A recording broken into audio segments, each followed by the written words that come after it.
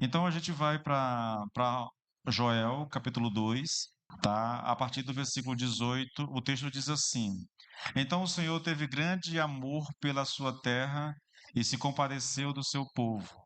O Senhor respondeu ao seu povo: Eis que lhes envio o cereal, o vinho e o azeite, e vocês ficarão satisfeitos. Nunca mais farei de vocês motivo de zombaria entre as nações. Versículo 20. Mas o invasor que vem do norte, eu o removerei para longe de vocês e o lançarei para uma terra seca e deserta. Lançarei a sua vanguarda para o mar oriental e a sua retaguarda para o mar ocidental. Subirá o seu mau cheiro e subirá a sua podridão, porque agiu poderosamente. Não tenha medo, ó terra, alegre-se e exulte, porque o Senhor fez grandes coisas, faz grandes coisas. Não tenha medo, animais selvagens, porque os pastos do deserto reverdecerão, porque as árvores darão seus frutos, as figueiras e as videiras produzirão com vigor. Filhos de Sião, alegrem-se e exultem no Senhor seu Deus, porque ele lhes dará as chuvas em justa medida, fará descer como no passado as primeiras e as últimas chuvas. As eiras se encherão de trigo e os lagares transbordarão de vinho e de azeite. Restituirei os anos que foram consumidos pelos gafanhotos, o migrador, o devorador e o destruidor, o meu grande exército que enviei contra vocês. Vocês terão comida em abundância e ficarão satisfeitos e louvarão o nome do Senhor, seu Deus, que fez maravilhas em favor de vocês, e nunca mais o meu povo será envergonhado. Vocês saberão que eu estou no meio de Israel e que sou o Senhor, seu Deus, o Deus de vocês, e que não há outro, e nunca mais o meu povo será envergonhado. Vamos orar ao Senhor mais uma vez, queridos? Pai, nós te louvamos e te bendizemos, Pai. Nós damos graças ao Senhor pela oportunidade, Pai, e pelo privilégio que é poder estar na Tua presença, poder orar. Nós estivemos aqui por uma hora orando ao Senhor e agora nós estaremos atentos à Tua palavra. Pedimos que o Senhor nos abençoe, pedimos que o Senhor fale conosco, que seja de fato, meu Deus, Pai, uma palavra que o Senhor possa aplicar ao nosso coração no nome de Jesus. Por isso eu peço ao Senhor, abra o nosso entendimento, meu Deus, ilumine o nosso entendimento, meu Deus, para que a tua palavra sirva de alimento à nossa alma, em o nome do Senhor Jesus Cristo de Nazaré. Amém e amém. Bom, irmãos, a gente vem trabalhando esse texto. É um texto simples, mas ao mesmo tempo difícil de entender, porque há algumas características nesse texto que nós não temos em outros, né? Nós não temos, por exemplo, um norte para datar o tempo em que o livro foi escrito. Nós não temos informação suficiente no texto que nos ajude. Então fica difícil estabelecer uma data, uma cronologia do texto. Essas coisas se tornam o texto um pouco difícil. Isso traz algumas implicações no texto. É, quando o profeta trabalha essa questão do juízo de Deus, do capítulo 1 e do capítulo 2, ele está repetindo o que disse no capítulo 1, ou ele está anunciando um juízo a respeito de uma nação que virá sobre a terra de Israel? Se é isso, quando foi que foi escrito? Que nação é que ele está se referindo? Ele está se referindo ao reino do norte ou ao reino do sul? Então, todas essas coisas trazem assim, deixam assim no ar uma sensação de que, puxa, se a gente tivesse mais informação seria melhor. Mas como é um texto bíblico, irmãos, a única coisa que eu posso dizer a vocês é que Deus não queria que nós tivéssemos essas informações. Então a gente não tem, tá? E aí a gente especula. Quando nós não temos a informação correta, nós especulamos. Por exemplo, com relação à data, nós temos especulações. Talvez esse livro tenha sido escrito numa data bem posterior, talvez não. E aí, cada uma das datas indicadas pelos estudiosos traz as suas próprias implicações. O fato é, querido, que há uma mensagem no texto, tá? E essa mensagem no texto, ela não é alterada pela falta de informação que nós temos a respeito de Joel, tá? E aí, falando nessa mensagem do texto, nós temos uma maneira interessante de ver o texto, tá? Uma maneira curiosa de ver, porque há uma mensagem que percorre o livro. A mensagem é que esse povo estava afastado de Deus, com o coração endurecido. Isso trouxe juízo de Deus para esse povo, né?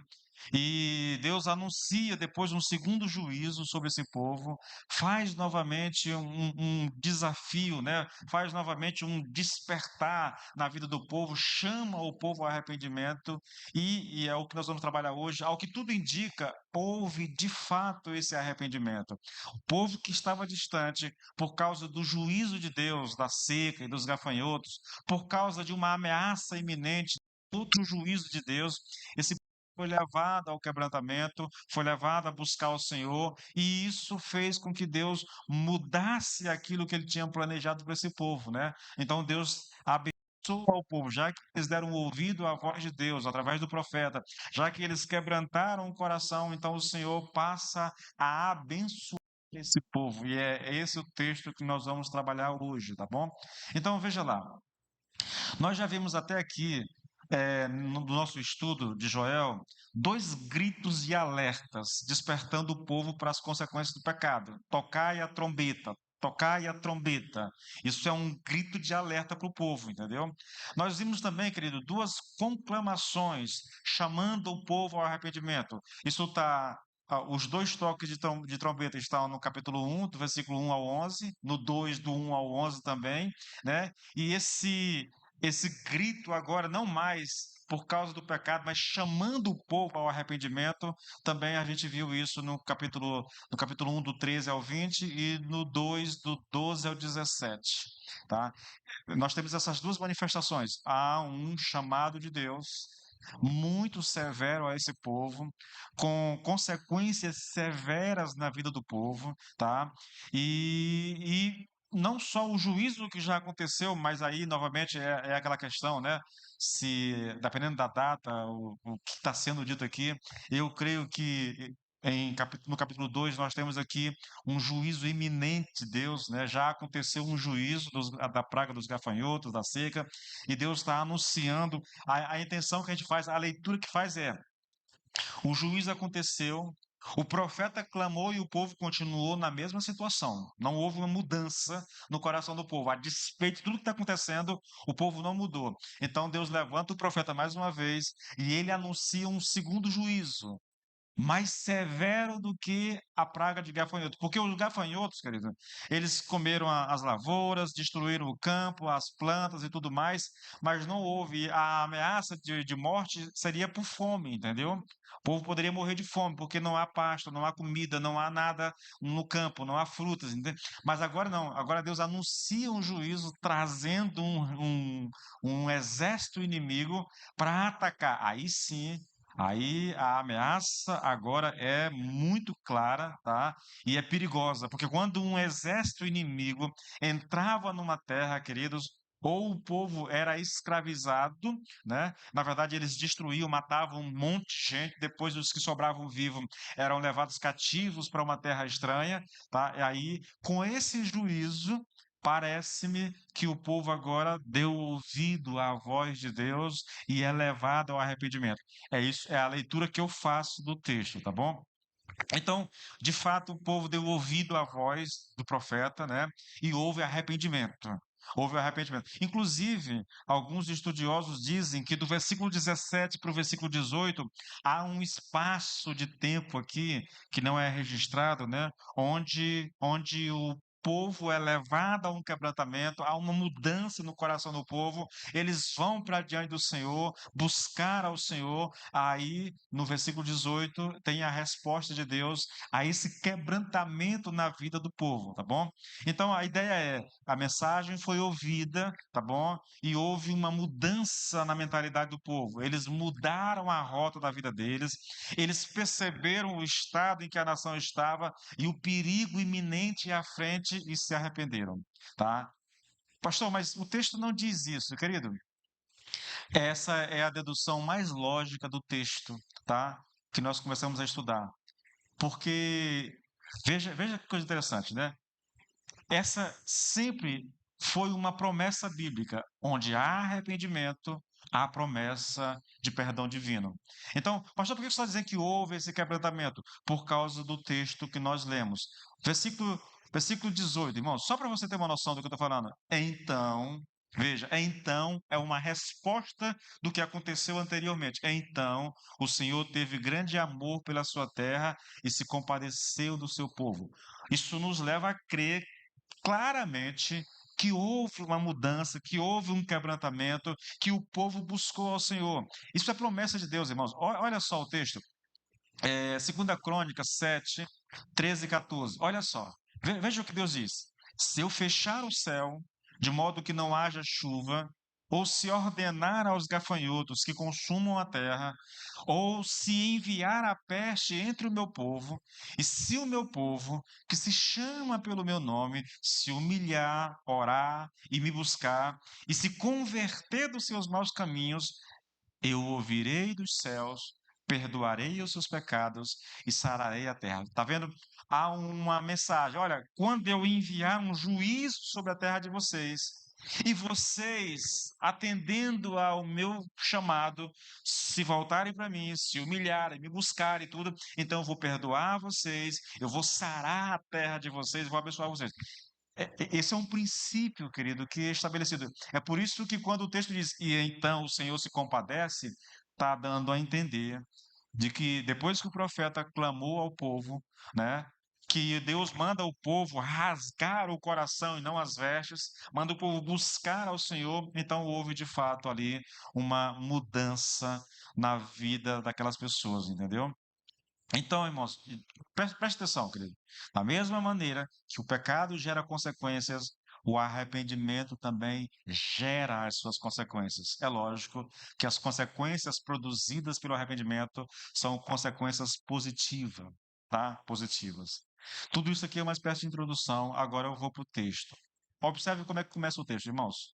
Então, o Senhor teve grande amor pela sua terra e se compadeceu do seu povo. É assim que começa. Novamente, querido, isso aqui leva não só a mim, mas leva a todos os estudiosos a crerem que essas pessoas elas foram realmente impelidas, tá bom, a rasgar o coração diante de Deus e a orar ao Senhor para que Ele poupasse o povo. E eles fizeram isso realmente. E porque eles fizeram isso, então Deus se volta para esse povo com compaixão e com amor, tá? Aqui, queridos, já destacando, expondo o texto e fazendo uma aplicação, nós temos aqui diante de nós, irmãos, um dos princípios mais importantes das Escrituras Sagradas. Qual é o princípio? O arrependimento sempre atrai o amor e a compaixão de Deus para a nossa vida. É impressionante isso nas Escrituras. E eu queria primeiro te mostrar isso aqui, tá bom? Eu quero que você entenda rapidinho isso aqui. Vou te mostrar na Bíblia. Esse é um princípio que percorre as páginas das Escrituras Sagradas. Quando há arrependimento sincero, querido, o amor de Deus e a compaixão de Deus é atraída para essa pessoa, para esse povo, para essa igreja, para essa nação. É sempre assim. Aí, novamente, eu vou ler mais uma vez. Segunda Crônicas 7, 13 e 14, porque o texto está falando exatamente disso, ele está ensinando esse princípio. Na verdade, Deus está dizendo: olha, quando acontecer isso, ajam dessa maneira que vocês então terão a bênção de Deus. É isso que diz o 2 Crônicas. Se eu fechar, veja, Deus está dizendo: olha, se acontecer de eu fechar o céu, de modo que não haja chuva, ou se eu ordenar aos gafanhotos, exatamente o que está acontecendo aqui com o povo, tá bom? Ou se eu ordenar aos gafanhotos que consumam a terra, ou se eu enviar a peste entre o meu povo. Bom, se eu fizer isso, agora veja o que Deus requer do povo. Então, se o meu povo, que se chama pelo meu nome, se humilhar, orar, me buscar e se converter dos seus maus caminhos, eu ouvirei dos céus, perdoarei os seus pecados e sararei a sua terra. Tá vendo, querido? É um princípio muito claro nas Escrituras. Quando uma pessoa, quando uma igreja, quando uma nação está debaixo do juízo de Deus, e essa pessoa, essa igreja, essa nação se volta para o Senhor, para buscar ao Senhor com o coração quebrantado, com o coração contrito, então o Senhor se volta para essa pessoa, para essa igreja ou para essa nação. Agora vou te dar exemplos claros, bíblicos, do que acontece quando a gente se arrepende, tá bom? Primeiro eu vou citar aqui Lucas 15, e nós vamos citar mais uma vez a história do filho pródigo, tá? O contexto você já sabe, o filho chega para o pai e diz, pai, eu quero a minha parte da herança, e o pai, sem fazer nenhuma objeção, ele pega, divide a herança, dá a parte do menino, o menino coloca o dinheiro no bolso e sai dali, feliz da vida, dizendo: agora eu sou livre, agora eu posso viver a vida da forma como eu bem quiser, e ele vai curtir a vida, sabe? Só que a curtição acabou. O dinheiro acabou. Os amigos que ele tinha sumiram. E para piorar a situação, uma seca, uma crise veio sobre aquela terra, de maneira que aquele jovem, para poder ter alguma coisa para comer, ele teve que trabalhar cuidando de porcos. Não vou entrar mais em detalhes porque já falei demais. Tudo aqui é simbólico demais para o judeu, cuidar de porcos, né? O filho pedir a herança quando o pai está vivo. Mas vamos lá. Quando esse menino está na pior, desejando comer a comida dos porcos, ele cai em si e ele se lembra da casa do pai e ele diz consigo mesmo: os empregados do meu pai vivem melhor do que eu. Então eu vou voltar para o meu pai, vou pedir perdão para ele, entendeu? Vou dizer que eu não sou digno nem mesmo que ele me aceite, nem que seja para cuidar, como um empregado, mas eu quero voltar para a casa do meu pai. E esse menino volta, e aí o texto segue aqui. Lucas 15, 17. Então, caindo em si, disse: quantos trabalhadores de meu pai têm pão com fartura e eu aqui estou morrendo de fome? Vou me arrumar, voltar para o meu pai e lhe dizer: pai, pequei contra Deus e diante do Senhor. Ele está planejando pedir perdão, tá? Já não sou digno de ser chamado seu filho. Trate-me como um dos seus empregados. E arrumando-se, foi para o seu pai. Vinha ele ainda longe quando seu pai o avistou e, compadecido dele, correndo, o abraçou e o beijou. E o filho disse: pai, pequei contra Deus e diante do Senhor, já não sou digno de ser chamado seu filho. O pai, porém, disse aos servos: prestem a roupa e vistam nele. Ponham um anel no dedo dele e sandália nos pés. Tragam e matem o bezerro gordo. Vamos comer e festejar, porque este meu filho estava morto e reviveu, estava perdido e foi achado. E começaram a festejar. Queridos, sempre que há arrependimento, há um favor de Deus em relação ao arrependido. É sempre assim. É sempre assim. Vou te dar mais um exemplo, tá? Segunda Crônicas 33, versículo 10. Esse aqui, eu falo dele com um certo temor, porque eu já cheguei a ponto de quase pecar, de blasfemar contra Deus por causa desse texto. Eu vou falar, querido, do rei mais ímpio da história de Israel, tá? Manassés, filho de Ezequias. Se você ler os textos, são dois, é um capítulo em segunda Reis e um capítulo em Segunda Crônicas que trata da vida de Manassés. Esse rei era ímpio ao extremo. Vou ler aqui algumas coisas contigo. Olha só, Segunda Crônicas 33, a partir do versículo 10. Estou trabalhando com vocês um princípio. A ideia é que quando há arrependimento, há favor de Deus. Quando o homem se volta para Deus em quebrantamento e arrependimento, o Senhor se achega a ele, querido. Esse é um princípio. Não importa quem seja, por isso que eu vou citar Manassés aqui, tá?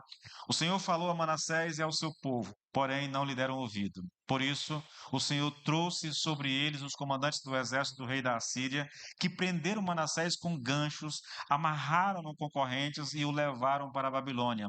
Ele, angustiado, suplicou ao Senhor Senhor, seu Deus, e muito se humilhou diante do Deus de seus pais. Orou ao Senhor e o Senhor se tornou favorável para com ele, atendeu-lhe a súplica e o fez voltar para Jerusalém ao seu reino. Então Manassés reconheceu que o Senhor é Deus.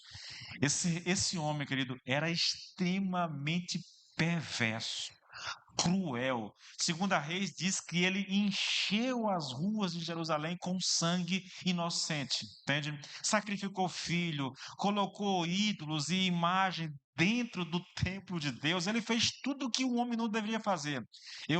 Na minha concepção, é, é um dos piores reis da história de Israel, um dos mais ímpios que existe na história de Israel.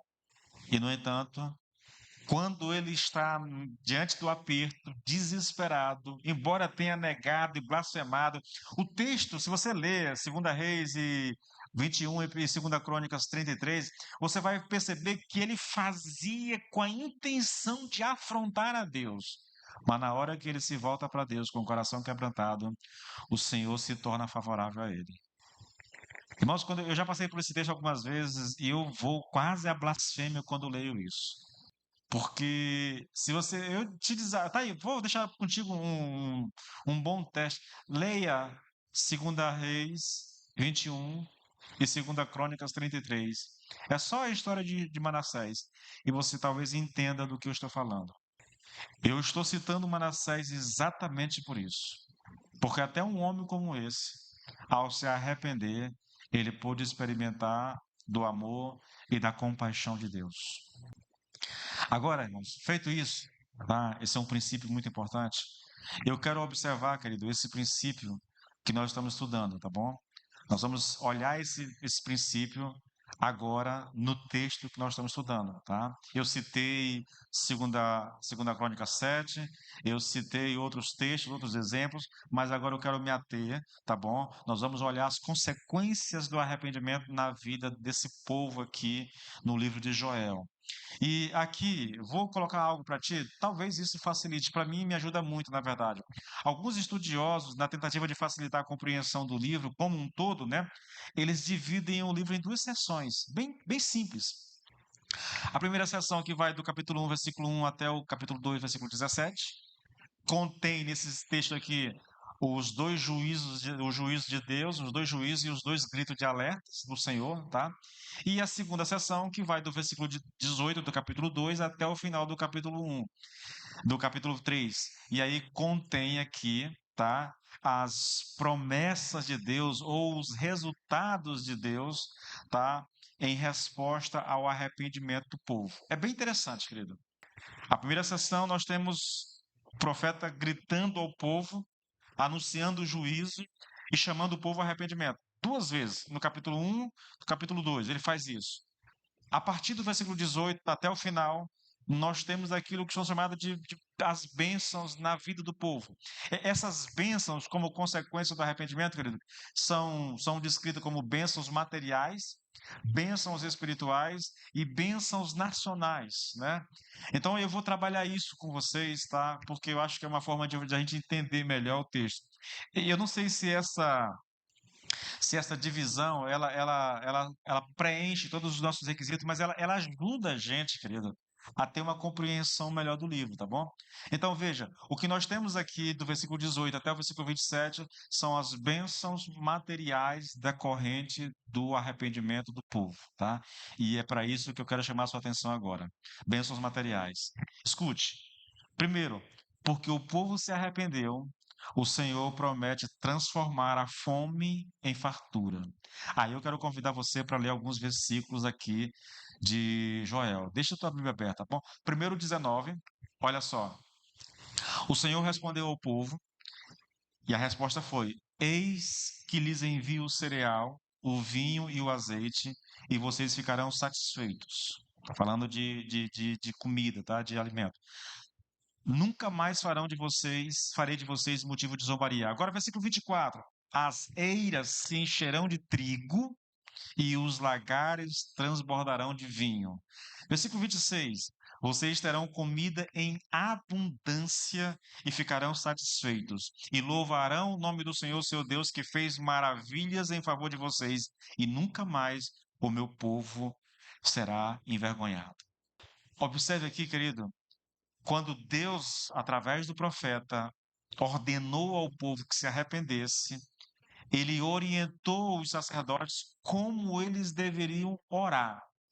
E a oração que os sacerdotes oraram e que levaram as pessoas, a população a orar era: poupa o teu povo ao Senhor e não faça da tua herança um objeto de deboche e zombaria entre as nações, porque hão de dizer entre os povos: onde está o seu Deus? Esse, querido, era o clamor que deveria fluir dos lábios de todo o povo e não apenas dos lábios dos sacerdotes. E foi exatamente esse o clamor que Deus respondeu. Se você voltar para o capítulo 1, você vai perceber que as pragas de gafanhoto e a seca consumiu a terra, as árvores frutíferas, o que havia nos campos, tudo o que não foi destruído pelos gafanhotos foi destruído pela seca. Então esse povo estava na miséria, entendeu? Eles estavam sofrendo demais mesmo, de miséria, de escassez, falta de alimento. Queridos, o negócio era complicado demais, tá? Complicado demais para eles. E quando eles se voltam para Deus, orando ao Senhor, então o Senhor atende a oração desse povo. E veja, há um fato curioso aqui nesse texto que nós lemos aqui, porque esse estado de miséria que a nação estava, não há alimento, não há nem mesmo os produtos necessários para o culto, entendeu? Até o culto é interrompido porque não há alimento para ser levado para sacrificar, não tem animal mais, está todo mundo sofrendo, está todo mundo morrendo. Então veja só, isso leva as nações vizinhas a olharem para esse povo, a zombarem deles, a escarnecerem deles, e o escárnio é o seguinte: onde está o Deus deles? Não são vocês que dizem que servem o Deus Criador dos céus e da terra? Não são vocês que dizem que o Deus de vocês tirou o povo de vocês do Egito e fez isso e fez aquilo? Onde está esse Deus agora? Olhe para a situação de vocês, olhe para a pobreza, olhe para a miséria, olhe para. Não, vocês não têm o que comer, estão morrendo de fome, não tem culto, não tem nem como servir ao Deus de vocês. Cadê esse Deus? Entende? Quando o povo, querido, quando o povo se volta para Deus, quando o povo busca ao Senhor e clama ao Senhor, então o Senhor vai transformar essa escassez, essa fome em fartura. Ele vai abençoar novamente. O texto vai dizer, ele vai enviar chuva, ele vai fazer com que as árvores deem frutos, que aquilo que é produzido no campo, que é plantado, frutifique. A bênção do Senhor é trazida de volta sobre o seu povo. É importante que a gente tenha isso em mente, querido, porque o povo de Israel era um povo que dependia completamente de Deus para viver. Se você pega as nações mais vizinhas, eles tinham o Egito e algumas outras nações, eles tinham rios e irrigações, mas o povo de Deus, eles dependiam da chuva. O texto vai falar aí, lá para o versículo 24, 25, da chuva serôdia e da chuva. Meu Deus, como é que é? A temporã e a seródia. São dois tipos de chuva. Chuvas que aconteciam no período de mais ou menos de outubro a dezembro e de março a abril. São chuvas preparando a terra para a plantação e chuvas que vêm para fazer aquilo que foi plantado brotar e dar o seu fruto, entendeu? Então o povo dependia disso, na verdade. Quando um povo estava sob o juízo de Deus, Deus tirava, recolhia isso. Os céus cerravam sobre o povo, querido, e não havia chuva. Queridos, olha, essas coisas, irmãos, que a gente lê aqui de maneira literal, elas ainda são uma realidade hoje. Eu quero que você entenda isso. Não pense que esse texto só diz respeito aos judeus daquela época, que isso não acontece mais hoje. Acontece, irmãos, acontece. Vou repetir para vocês: Deus não muda. O Deus do Velho Testamento é o mesmo Deus do Novo Testamento. O Deus que odiava o pecado no seu povo no Velho Testamento é o mesmo Deus que odeia o pecado hoje na vida do seu povo, querido. E que o pecado ele vai trazer esse tipo de juízo de Deus. Acontece que nós hoje, muitos de nós, não temos consciência disso. Quando a gente está passando por uma crise terrível, por um momento de tribulação, nós voltamos os nossos olhos para o diabo e a gente diz: é o inimigo que está pesando a mão sobre mim, é o inimigo que está querendo me. Não, muitas vezes, querido, muitas vezes é uma ação de Deus. E aqui para nós, querido, é uma ação amorosa de Deus. É uma ação paternal de Deus. Tudo que Deus fez, ele fez com a intenção de levar o povo de volta para ele. O povo estava afastado, o coração estava endurecido. E aí as crises e os juízos que Deus envia sobre aquela terra é enviada com o propósito de atrair o povo. E por que Deus quer atrair o povo para ele? Porque ele tem o desejo de abençoar esse povo. Curioso isso, né? O juízo de Deus tem como intenção abençoar o povo. Na hora que o povo se volta para Deus, então o Senhor se compadece do seu povo. E a primeira coisa que ele faz aqui, querido, nós já colocamos aqui, é o primeiro princípio, porque o povo se arrependeu, então o Senhor promete transformar a fome em fartura. A segunda questão aqui é que, porque houve arrependimento, então Deus promete transformar o medo de um ataque iminente em libertação. Olha que coisa interessante, e na ordem do texto, irmão. Primeiro ele fala da transformar fome em fartura. Isso tem a ver com o juízo do capítulo 1. Agora ele fala em transformar o medo, né, de um ataque inimigo em libertação, que é uma referência ao juízo anunciado no capítulo 2, tá? Versículo 20, acompanhe comigo, por favor. Mas o invasor que vem do norte, eu o removerei para longe de vocês e o lançarei para uma terra seca e deserta. Lançarei a sua vanguarda para o mar oriental e a sua retaguarda para o mar ocidental. Subirá o seu mau cheiro e subirá a sua podridão, porque agiu poderosamente. Observe aqui, querido, que Deus está revertendo a situação calamitosa do povo, né? No lugar da fome e da miséria, agora há fartura. No lugar do medo de um ataque iminente, a promessa agora é de libertação. O exército que estava se levantando para atacar o seu povo seria destruído. E por que ele fazia isso? Por que Deus faz isso? Porque o povo se arrependeu. Porque o povo abandonou os seus pecados e se voltaram para Deus. Irmãos, você quer um texto interessante? Juízes. O livro de Juízes chega a ser chato. Por quê? O povo vira as costas para Deus e começa a adorar outros deuses. Deus se volta contra o seu povo, levanta uma nação inimiga, pesa a mão sobre o seu povo quando eles estão lá sofrendo, morrendo debaixo do jugo de uma nação inimiga, eles se voltam para Deus. Deus levanta um juiz que liberta o povo. E enquanto esse juiz está vivo, o povo permanece ali seguindo o Senhor. Quando o juiz morre, o povo se volta de novo, vira as costas para Deus, começa a adorar um outro Deus. E aí o Senhor de novo faz a mesma coisa, levanta o inimigo, subjuga o seu povo. Quando eles estão desesperados em meio à dor e ao sofrimento, eles se voltam para Deus e Deus. Todo o livro de Juízes parece um loop, sabe? Isso. É um loop, né? Que fica repetindo a mesma coisa o tempo todo. É o povo se afastando de Deus, Deus exercendo juízo, o povo se volta para Deus pedindo perdão, Deus atende o povo, depois o povo se afasta de novo, e aí vai esse loop. É um negócio impressionante. É uma característica, querido. E sabe de uma coisa? Eu me pergunto se a gente, querido, não tem consciência desse, dessa dinâmica maligna na nossa própria vida. Você percebe como esse povo precisa de Deus? O povo dependia exclusivamente de Deus, da chuva no tempo certo, da bênção do Senhor. Irmãos, a chuva seródia e chuva temporã. As chuvas da primavera e do outono, não lembro aqui.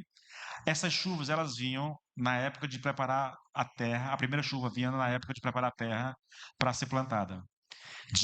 Se não me falha a memória, de outubro a dezembro. Depois, o segundo período de chuva vinha de março a abril. A terra foi plantada, a semente brotou, entendeu? Agora ela precisa de chuva para que a colheita seja boa. Então o Senhor manda a chuva no tempo certo. Se a chuva não vem, irmãos, no tempo certo, não há colheita. Não há colheita. Se Deus não poupa a lavoura das pragas, não há colheita. Então o povo depende de Deus. Se um exército inimigo vem contra Israel e o Senhor não se levanta para ajudar o seu povo, eles estão perdidos. Essa é a história do povo de Israel. E queridos, aqui para nós, querido, essa é a nossa história, irmãos. A grande questão nossa é: será que nós temos consciência, querido? Será que nós conseguimos perceber o quanto nós dependemos de Deus na nossa vida? Será que nós percebemos, irmãos, que todas as situações que nós vivemos estão sob o olhar paternal de Deus, assim como estava o povo de Israel? Veja, é um pai cuidando dos filhos. É um pai que está vendo os filhos se afastarem. É o pai que está vendo os filhos tomarem um caminho que é um caminho de morte. Então, para proteger os filhos, ele envia um juízo sobre o povo. Irmãos, isso é assustador. Eu vou dizer a vocês, isso continua acontecendo ainda hoje. A questão é, será que nós temos consciência disso? Será que nós temos consciência da soberania de Deus sobre as nossas vidas, irmãos? Será que nós somos capazes de compreender que, na verdade, a maioria do nosso sofrimento é causado por nós mesmos? A gente precisa olhar para esse texto, irmãos, e tentar tirar daqui as lições para a nossa vida. E não achar que isso é uma história antiga, que isso não tem nada a ver com a gente. Tem, irmãos. É a história do povo de Deus e nós somos o povo de Deus hoje. É a nossa história que está sendo contada, irmãos. A terceira lição aqui, querido, porque o povo se arrependeu. Deus promete transformar a tristeza e o choro em alegria. Olha os versículos 21, 22 e 23, queridos. Olha só. Não tenha medo, ó terra. Alegre-se e exulte, porque o Senhor faz grandes coisas. Não tenha medo, animais selvagens, porque os pastos do deserto reverdecerão, porque as árvores darão os seus frutos, as figueiras e as videiras produzirão com vigor. Filhos de Sião, alegrem-se e exultem no Senhor seu Deus, porque ele lhes dará as chuvas justas em justa medida. Fará descer como no passado as primeiras e as últimas chuvas. Aqui é a chuva serodes e temporã, tá? É o termo que a tradução Revista Atualizada usa. As primeiras e as últimas chuvas. As primeiras chuvas preparando a terra para ser plantado e as últimas chuvas, né, para que o fruto que foi da semente que foi plantada possa realmente, né, trazer uma colheita abundante. Então vem do Senhor isso. Mas observe, querido, não tenha medo, ó terra, não tenha medo, animais selvagens e filhos do homem. Veja aqui que coisa interessante, irmãos. Ele está observando aqui, querido, esse texto está mostrando aqui para nós que a terra, os animais e os filhos de Sião são aqueles que estavam sofrendo com o juízo de Deus imposto sobre a nação. A terra está sofrendo, os animais estão sofrendo e as pessoas estão sofrendo. Isso significa, irmãos, que o pecado não afeta apenas quem o praticou, mas todos aqueles que estão próximos, inclusive a própria terra sofre e os animais sofrem com o pecado do homem. Não é interessante isso? Os gafanhotos, a seca e a ameaça de um ataque terrível foram as ferramentas que Deus usou para levar esse povo ao arrependimento. No começo eles estavam insensíveis, você viu isso, capítulo 1. Mas o juízo de Deus, os gritos de alerta e as conclamações levaram esse povo então a uma busca genuína com choro e arrependimento. Por quê? Porque estava sofrendo a terra, estava sofrendo os animais e estava sofrendo as pessoas. Todos eles sofrendo com o juízo de Deus. Mas por que veio o juízo de Deus? Por causa do pecado do povo. O pecado do povo não está atingindo só o povo, atinge a terra, atinge os animais, atinge tudo, irmãos. Toda a nação estava sofrendo. Todo o território de Israel estava debaixo de um juízo de Deus. E nada naquele território escapava a esse juízo. Nem os animais, nem a terra escapou ao juízo de Deus. A palavra de Deus para esse povo é, tá? Ainda assim, agora mesmo, diz o Senhor: convertam-se a mim de todo o coração, com jejuns, com choro e com pranto. Rasguem o coração e não as suas roupas. Convertam-se ao Senhor, seu Deus, porque Ele é bondoso e compassivo, tardio em irar-se e grande em misericórdia, e muda de ideia quanto ao mal que havia anunciado. O fato de Deus ter mudado de ideia em relação ao que havia dito, querido, nos leva novamente, eu cito isso, à dedução de que o povo se voltou para Deus.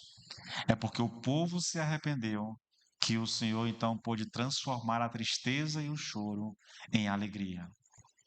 Aquele estado de escassez, de miséria, entende? Que estava causando sofrimento, que estava causando dor e choro, foi revertido e transformado em alegria, porque agora a terra, tudo aquilo que é colocado na terra vai brotar, vai dar fruto, as árvores vão frutificar, os animais vão ter pasto, com isso vão produzir leite, vão produzir lã, vão produzir carne para o povo. Então, a fartura, os filhos de Sião agora se alegram, porque a bênção de Deus está sobre o povo. Queridos, eu quero que vocês entendam que nós precisamos da bênção do Senhor sobre as nossas vidas.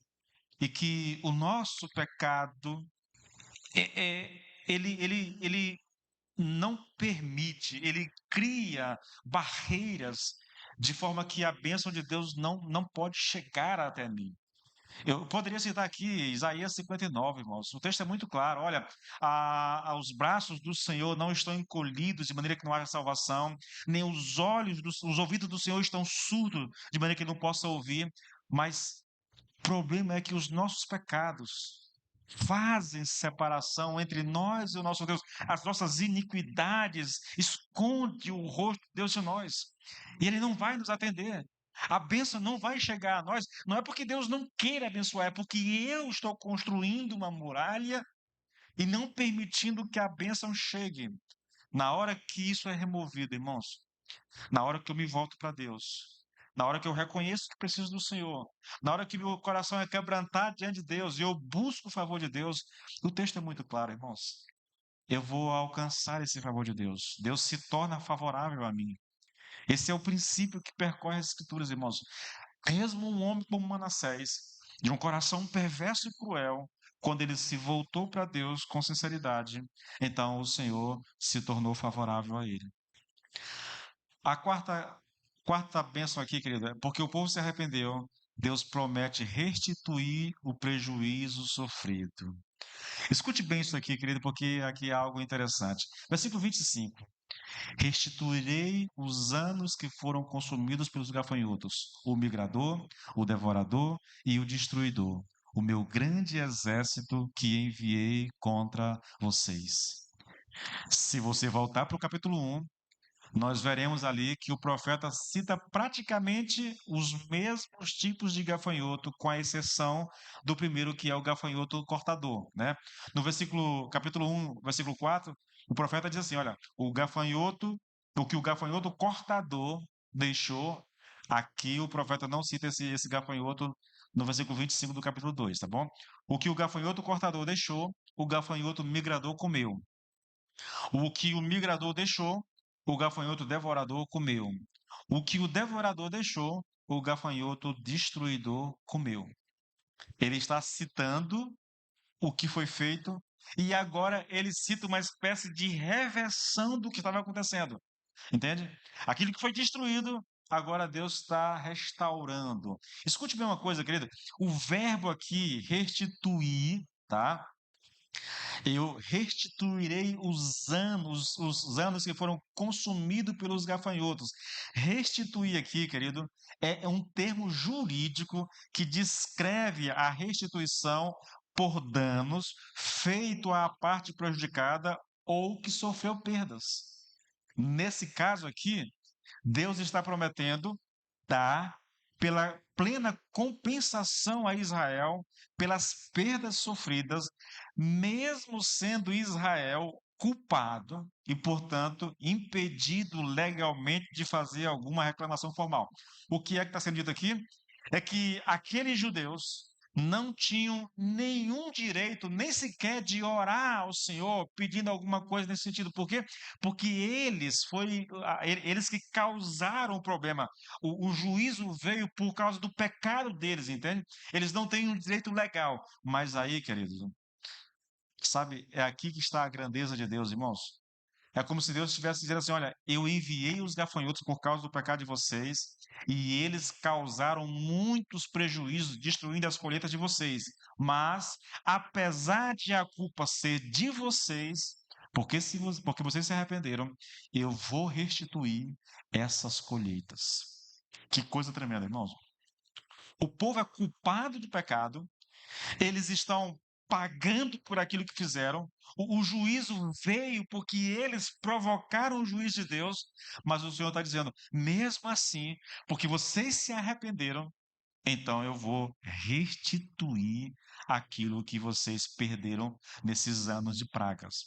A gente não sabe aqui dizer, querido, quantos anos durou. Eu vi um pregador falando de 4 anos, né? Mas eu não sei dizer exatamente, o texto não nos dá material suficiente para a gente determinar isso.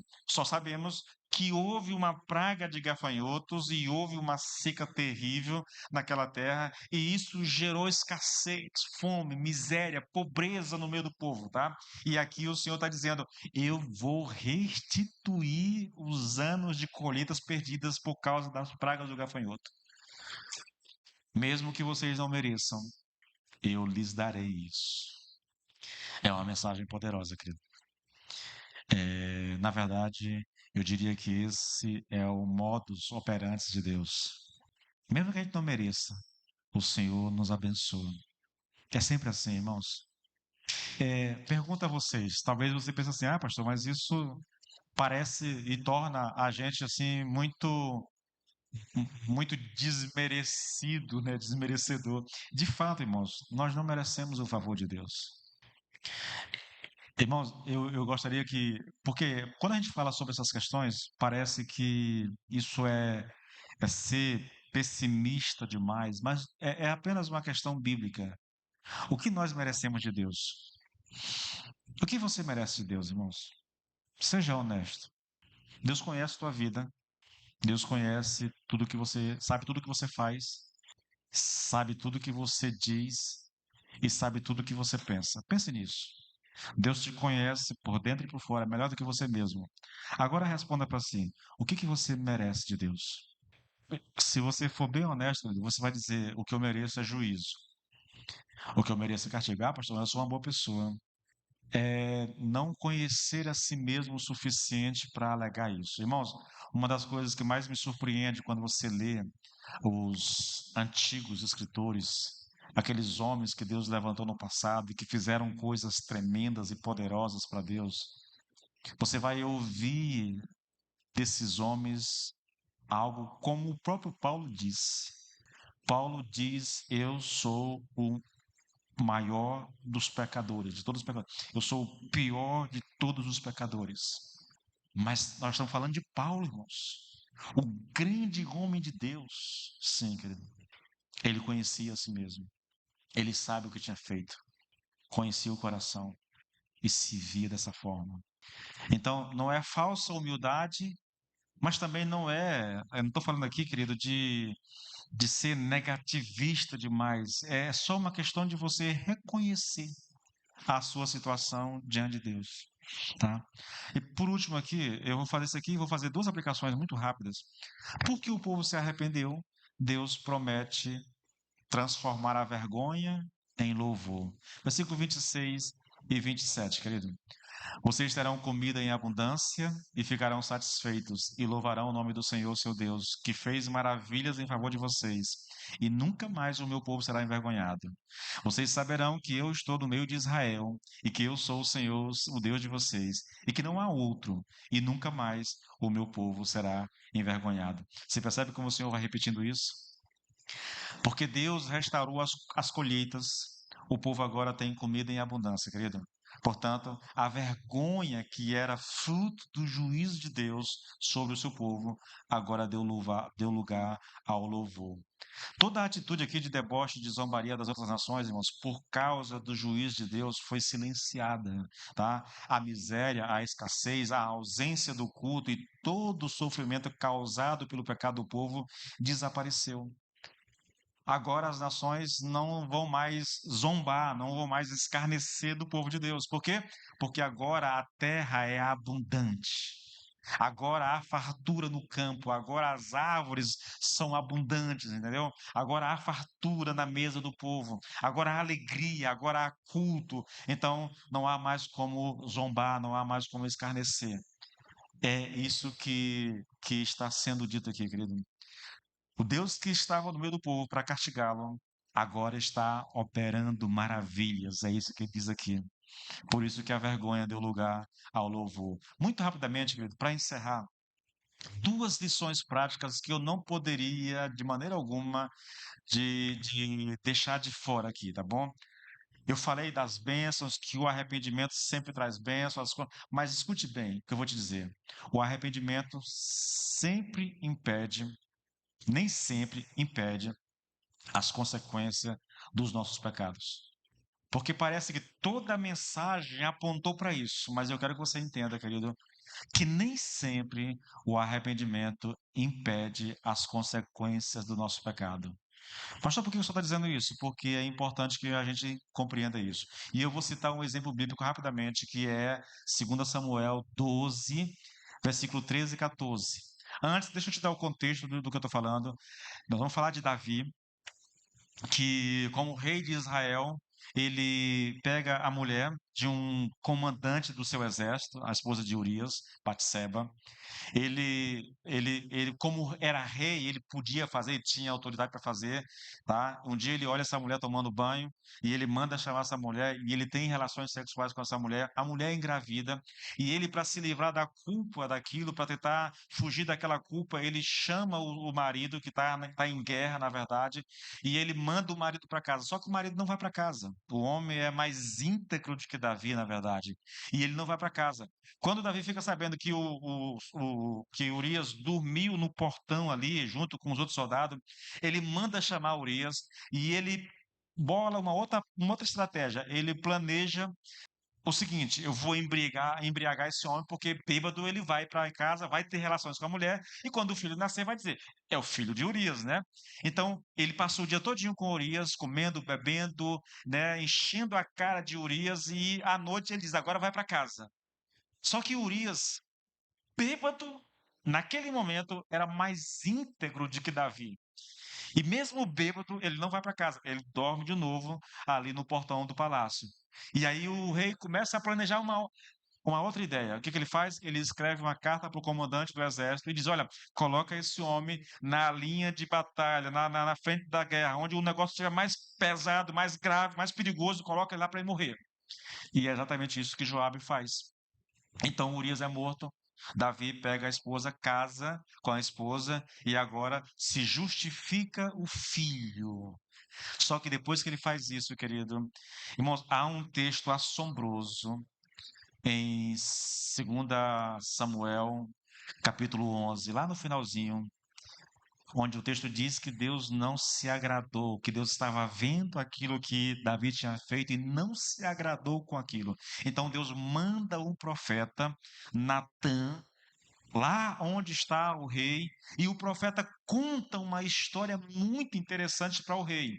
Ele diz: rei, havia numa terra um homem rico com muitos bens, e do lado dele, da terra dele, havia um homem pobre que não tinha quase nada. Ele tinha uma ovelhinha que ele criou como se fosse filha dele. Essa ovelhinha comia com ele, dormia com ele. Um dia o homem rico recebe uma visita e, ao invés de pegar uma das suas ovelhas ou um dos seus gados e matar para servir ao homem, ao seu visitante, ele vai na casa do pobre. Ele pega. Vamos lá, irmãos, isso é chato. Ele pega a ovelha do pobre, mata e serve ao seu visitante. Quando Davi ouve essa história, ele fica indignado, irmãos, e ele já estabelece um juízo. Ele tem que pagar 4 vezes o que fez e merece morrer pelo que fez. Então o profeta diz: Você é esse homem, você é esse homem, e por causa disso você vai pagar.